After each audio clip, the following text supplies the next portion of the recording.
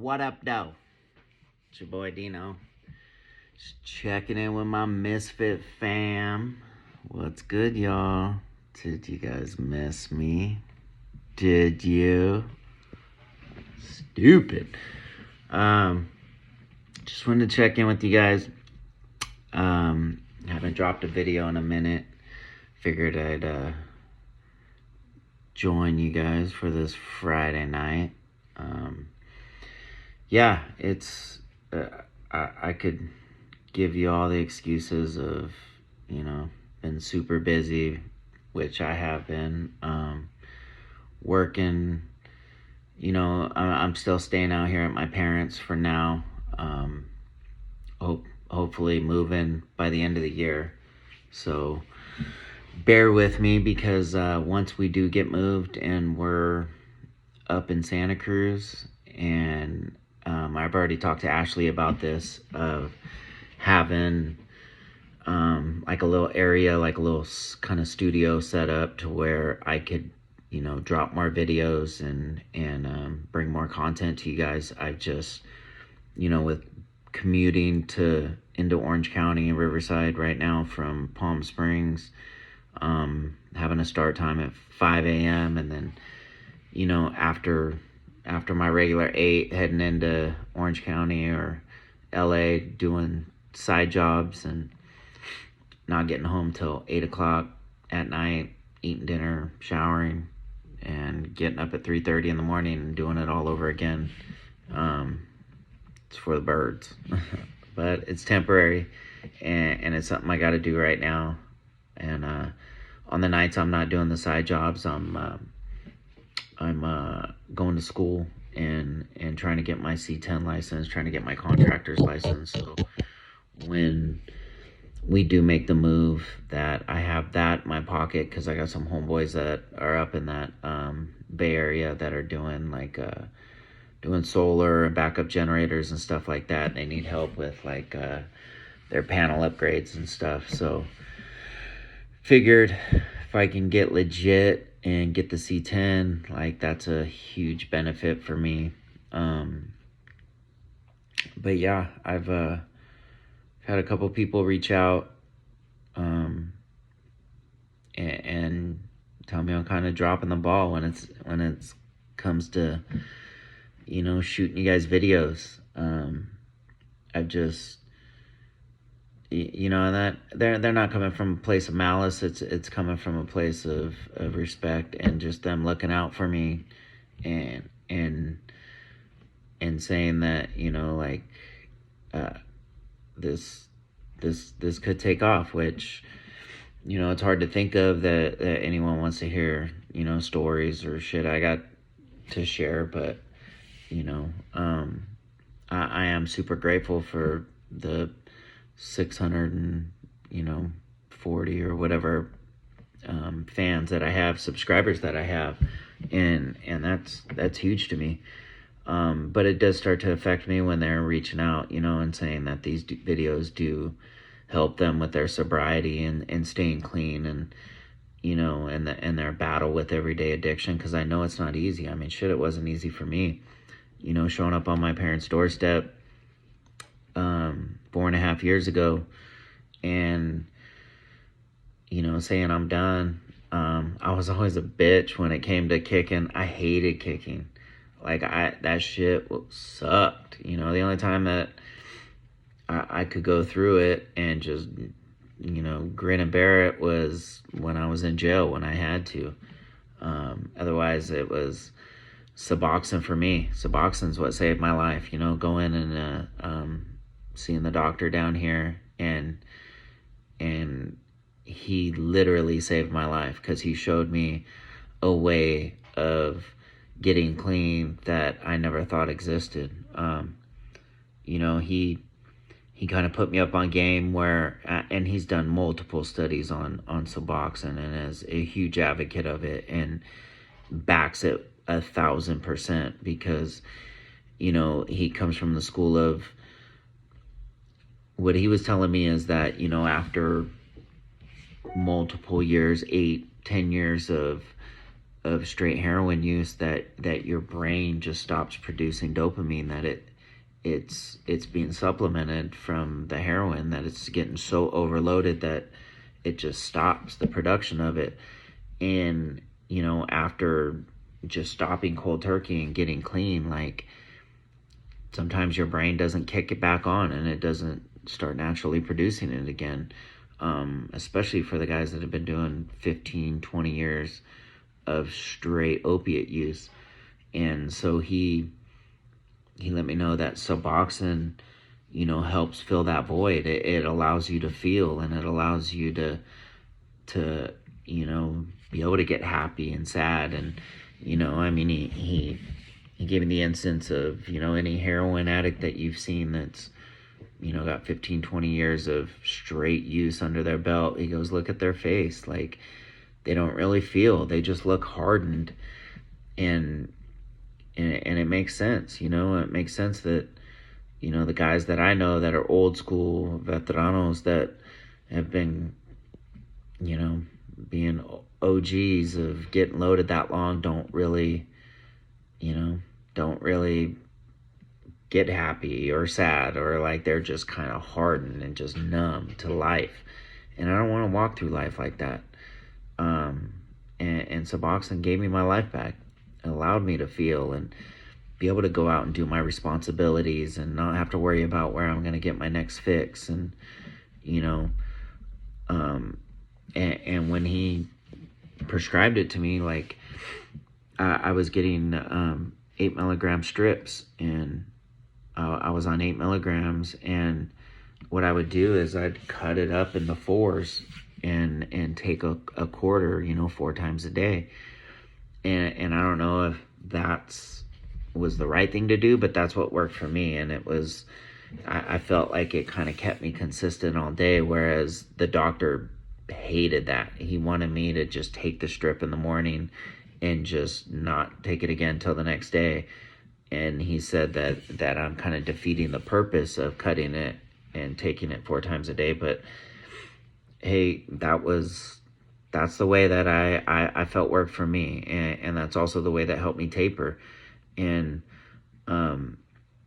but I lived on Suboxone for 3.5 years, and it worked for me, and it honestly, like, it saved my life. And I know a lot of people have their doubts or thoughts on Suboxone, but honestly, like, I feel like if you're on Suboxone, like, it's way better than the alternative. And I still feel like that's you being clean. I don't feel like a lot of people feel. I mean, if you're melting down the Suboxone and sticking it in a needle and slamming it, or abusing it and taking 24 milligrams, like, maybe you are taking it to get, and especially if you're still living like a dope fiend, like lying, cheating, stealing, like, living those dirtbag ways, then yeah, it's probably a problem. But me, for me, I took it as prescribed. I never took more. Sometimes I would take less because I would just forget to take it. Like, that's how busy I was in my day. But I also changed everything about my life. I changed my circle. I changed my circle of friends. I changed who I hung out with. I changed my ways. I changed a lot of my beliefs, of where before I used to think that, I shouldn't say believe, my thoughts. Before I would think that getting the most chicks, or being the biggest gangster or hustler, or being the toughest guy was like the cool thing. Whereas today, like, I think the guy that maintains a job or a career and holds down a home and takes care of his woman and isn't a cheater and isn't a liar and has integrity and shows up on time and stays late and cares about what he does, like, that's the gangster to me. That's the dude that I have mad respect for, and I feel who I want to model my life after. And thank God I have men like that in my life. And people to look up to, because otherwise I don't know if I would have had that goal set for myself. And I really do feel like I'm lucky in my sobriety, and I put in the groundwork and the legwork, and I love where my life's at now, and the man that I've become, and the man that, people reach out and ask for advice from, or ask my opinion about, or coworkers that want to work with me, or employers that want to employ me, or my girlfriend that loves the fuck out of me and trusts me, and that's, and vice versa, because maintaining a long distance relationship, like, that's not something I want to do, especially at my age, 42 years old. It's the last fucking thing I want to do is be dating a girl 5 hours away, but she's that bad, and she's that amazing, and I trust her 1,000%. She's my best friend, and I really do feel like we're soulmates, and I wouldn't be moving halfway across the state and leaving my job and family and friends if I didn't, and I'm excited about it, and I'm excited for that next chapter in our lives. And in fact, I was just up there this last weekend. One of my buddies had a birthday party, and it was a 80's party, so we got all dressed up, and I went as Marty McFly, from Back to the Future. Yeah, I had the whole wig. I look like a straight lesbian woman. It was funny. We're cracking up. I'll put the picture as the thumbnail on this video. But yeah, it was fun. It was a good time to go up there and see friends that used to be those thugs and dirtbags, and guys that I wouldn't want to hang out with. And sometimes I do have to kind of keep them at bay, but they're doing really well in their lives, and aren't out running a gun and getting loaded, and are working and doing the right thing. And it was cool to all get together, and because Ashley has just met those guys through me, and it was funny. We were all telling stories there, and I had a couple homegirls there, and my buddy, and they were telling a story about when I think I was like 23 or 24. I called in a fake prescription. I called in a prescription of Vicoprofen. I don't know if any of you guys know what Vicoprofen is, but it's a pill. It's a round pill. It says VP on it. We used to call them VPs. It's 200 milligrams of ibuprofen and 7.5 milligrams of hydrocodone. And these things gave you like a clean high, none of the stomach ache stuff. But anytime I seem like I called in like these weird prescriptions like Vicoprofen or Lortabs or anything like that, I always got busted. And again, that's what happened in this case. I called in this prescription. It was at a pharmacy down in the Tower District in Fresno, which is, it's kind of like an older part of the town. A lot of hipsters and shit hang out down there. But yeah, it was this pharmacy where it's like a grocery store in front, pharmacy in the back. And my buddy pulls up to drop me off, and I got out, walked through the store, went up to the pharmacy counter. It was a young kid. He's probably in his early 20s, probably same age. And he was running the counter, and asked if he could help me, and I told him I was there to pick up a prescription. And anytime I was going to pick up a prescription, I was just super like hyper aware of their reaction anytime I gave them my name, because I was always tripping on if I was going to get caught. So I would always like make sure to see how their reaction was, if their eyes got big, or if they were, if they anything got fidgety or whatever, but his eyes got a little big. He turned around. He told me to hold on a second. He went up to the pharmacist who was up higher, is up behind, working on the computer. And I saw him whisper in his ear. And then I saw the pharmacist like kind of look up at me over his glasses. And, you know, right there should have been a red flag. I should have known. But it's crazy when you're in these situations, how you tell yourself, and you're dope sick. Like, I needed the pills at that time. You're telling yourself like, oh, well, maybe, you know, maybe it's legit. Maybe it's just coincidence. But should always listen to your gut. And so I was kind of walked away. He walked back and told me it was going to take about 15 to 20 minutes to be ready. So I kind of walked away and kind of kept my eye on him. Saw the guy get on the phone. Flag number 2, should have known, you know. So anyways, kept perusing the store, hear my name get called over the loudspeaker. About 15-20 minutes later, go back up to the counter, pay for the prescription, start to walk out. As I'm walking out the front door, this kid's out front with the pharmacist, and they were kind of looking around, and they told me to wait right there, you know. And thinking in my head, oh, okay, I'll wait right here. Yeah, right.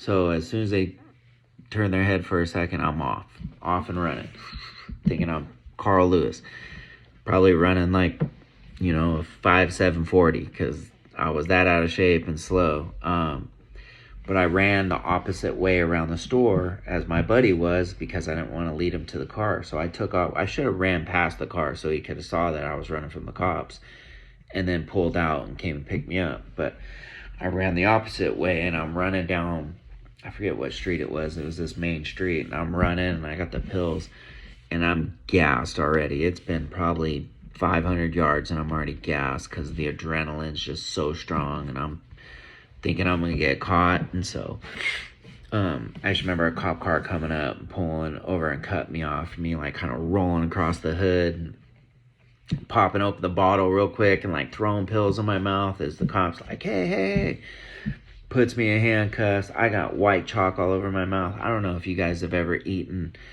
a pill or Vicodin or any kind of Norco or anything, like just dry mouth. It tastes like shit. It's chalky as fuck. And I look like freaking Ace Ventura when he took that medication. His lips are all chalky and dry, and me, myself, and Irene. So he throws me in the backseat of the cop car. They take me down to the police station, Fresno PD. I remember them booking me in, and I wasn't in there because I had a buddy that was a bail bondsman. So I called him. I got bailed out as soon as I hit the pod. I was in the pod maybe 2 hours. Then they call my name. You know, all the homies come running up. You're throwing them all your new shit because you just came in, and they're giving you all their old shit, and so you could walk out. And I remember my buddy picked me up from jail, and he had 2 girls with him. Girl I was kind of talking to at the time, and then another girl he was dating. So, you know, it had been a long day. I just wanted to go back to the pad and chill. We all end up going back to the homegirl's house. I'm laying on the bed, you know, trying to get some rest. Homegirl's in there with me. My buddy and his chick are out in the living room. You know, doors open, lights are on, music's going. But my homeboy's chick invited, it was her house. She invited a couple of her guy friends over that went to a different school. Yeah, they up there, it's a smaller town, so it's I got a gnarly ass cut on my hand from work. Up there, it was a smaller town, so, you know, you go to different, like, kind of rival schools. Like, you guys don't really get along, you know, you don't really kick it together. But these dudes came over, and I remember one of them was massive. He was a big old white boy. And the other 2 were kind of like little chumps. But remember they came over, and my buddy was out there. I didn't even go out there. I remember seeing him walk in, because the way you could see the front door, the bed was right here for the master bedroom, and I could see him walk in, and me thinking like, damn, that's a big ass dude. But my homeboy was big motherfucker too. And so, and I know my homeboy's a hothead, and I know that they're going to be out there, you know, just mean mugging each other, and it ain't going to go well. And there's only 2 of us, there's 3 of them, and I'm so dead beat, dude. This is the last thing I wanted to do was fight. So, I remember these dudes getting ready to leave, and I think she had my buddy's chick walked up to him and kind of told him, like, hey, my boyfriend's not cool with you guys being here, this and that. And so as they're walking out the front door, one of them makes a smart ass comment. I forget what he said, and then I just see, I'm like, oh fuck, here we go. And so I see my homeboy come flying, running through the front door, dude. And as he's running through the front door, he's yelling my name, Dino, come on. My fuck, dude. So I jump up off the bed, and by that time he's already out on the grass, and two of them got him on the ground. He's on all fours, and one of the big dudes on top of him because he's outnumbered, and he's hitting him in the side of the head. And I remember just running up and just booting this dude as hard as I could in the face, dude. And I'm thinking like, oh, this dude's done. He's knocked out. Nope. This guy just looks up at me like, oh, you fucked up now. And I'm thinking in my head, oh, I fucked up now, because it didn't even faze this dude. So he gets up and he just pushes off my buddy, and he gets up and me and him square off, and I'm thinking like, oh shit, dude, if I kick this dude in the face as hard as I could, my punches ain't gonna faze this motherfucker. So we're squared up, kind of dancing around, talking shit, and the girls are screaming, crying. My homeboy's back up. He's already jumping on these other two kids, beating them up. Of course, he doesn't come after the big dude. He leaves me with him, and we're squared up, and then we just both swing at the same time and hit each other. And I just remember, actually, I don't really remember anything because I started seeing stars, fucking full-on Tweety birds and everything, dude. This dude hit me, and my face just swelled up, dude. I had this big-ass knot on my cheek, dude, like big enough for a fucking goat to suck on. Like that's how big it was. And I just remember just my bell being rung. I didn't hit the ground. I was kind of stoked on myself about that. I didn't fall, but I wanted to. I wanted to take a knee. But yeah, we hit each other at the same time. Of course, my punch didn't faze him, but the girls are freaking out, screaming. He turned around. He's trying to help his boys out. I was out of it at that point, but I remember the girls screaming, getting those dudes out of there, and us walking back inside. And I remember I was yelling at my homeboy like, you motherfucker, dude, the last thing I wanted to do is fight. Look at my face now. And that's the thing, dude, is the next morning, man, my freaking eye, like, when you get those black eyes, dude, where like your eyeballs like bloodshot red? That's how my eye was, dude. But so in Clovis, Fresno, it's a small town, so everybody kind of knows everybody. So I kind of had the reputation of being a fighter up there. Like I've said before, like I'm not definitely don't claim to be the toughest guy, but I was always down to fight. Like I was never scared of anyone. And you could ask any of my homeboys, like I always liked fighting the biggest dude because A, people think you're crazy because they think you're dumb for fighting somebody twice as big as you, and B, you get more of a reputation of being tough enough to fight that person than actually winning the fight. And if you do win the fight, then you just look like a complete badass. So that was like my rule growing up, is like I never wanted to fight guys smaller than me. It was always bigger dudes. And so this dude ended up calling the next day. He didn't know who I was that night, but he called the next day and he was apologizing. He was saying, fuck my boy, like he hated him, but he was like, dude, you're cool, we've never had an issue. Like, my bad, I don't know, I know you just got caught up backing your boy up. So, I mean, I didn't have any hard feelings, it is what it is. Like, that's the cool thing about guys, like, we can kind of just shake that shit off, Whereas, like, I feel like girls will hold on to that shit, but it was funny, though, because I'm sitting there in this, back to the future 80's get up with a lesbian wig on and everything. And, Ashley always trips out when she hears these stories because, she's never known me as that, she's never known me as a fighter or Dean the Junkie or anything like that. So it kind of blows her mind when she hears these stories. But I'm happy that she doesn't know me as that, like she doesn't know me as that person, and the guy that, you know, is a dirtbag or is a junkie or is a thief or a liar, you know? Like, she only knows the real Dean. Like, she gets the best version of me, and I'm so thankful for that. And I know she is too. But yeah, hearing these stories, it just kind of makes you appreciate where you came from, but it's also a reminder that I don't want to go back, because that's all those drugs do, is put you in situations like that, and, you know, put you in the situations of jails and institutions and death, and, you know, all the cliches that come along with it, and stigmas. And I really am just thankful for you guys and where my life's at today. And I really hope you guys stick with me. And sorry, I feel like I need some water. I really hope you guys stick with me and make the transition up to Santa Cruz with me, because I will be putting out way more content and bringing a lot more stories to you guys. And I hope you guys, you know, share in the comments. Let me know what you guys want to hear, and, you know, if this is working for you, or if it's not, if it's too long, if I should shut up. Also, I want to give a huge shout out to Nicole, man. She's always kept it real. She's always been a real one. Nicole from Real Talk Recovery. Go over and check her channel out. I was on there the week before last, and it's always awesome going on Nicole's channel, man. She's a real one, you know, and she's always been there, and I love that woman to death.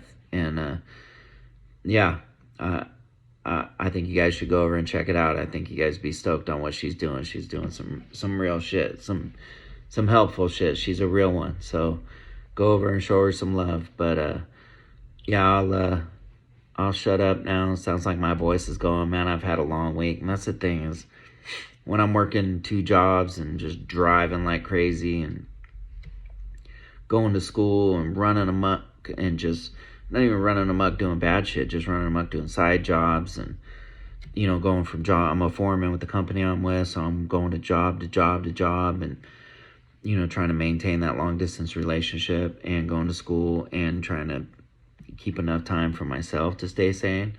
Like, at the end of the week, I'm just worn. I'm spent. So, but I really do feel like that's not an excuse for me to not jump on here. You guys deserve it. I hope it helps. I hope it helps the people that are still struggling to stay sober, because if I can do it, I know you can do it.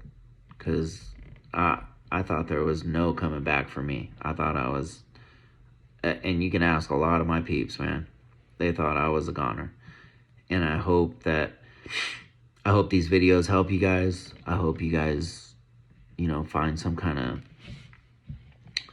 helpfulness from this, and I really do hope that you guys stick with me, and I thank you guys for subscribing to the channel and showing the love.